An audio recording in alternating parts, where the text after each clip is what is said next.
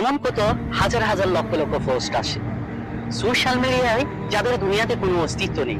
খবরের মধ্যে চলছে কত আর্তনাদ, হায় আফসোস।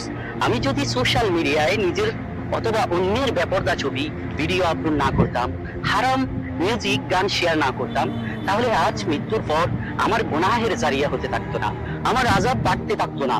কেউ পারলে আমার শেয়ার করা ছবি ও ভিডিওগুলা ডিলিট করে দাও, কিন্তু আফসোস আর্তনাদ গুলো কারো কানে এসে পৌঁছে না।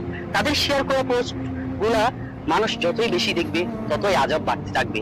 বেঁচে থাকা অবস্থায় যদি ভাবতো মৃত্যুর পর কি হবে, তাহলে এই আফসোস করা লাগতো না। কিন্তু আমাদের তো এখনো সময় আছে এই আযাব আর গুনাহের জারিয়া থেকে বাঁচতে হলে এখন এই সোশ্যাল মিডিয়াতে শেয়ার করা সমস্ত হারাম জিনিস ডিলিট করে রবের দিকে ফিরে আসা, ইনশাআল্লাহ।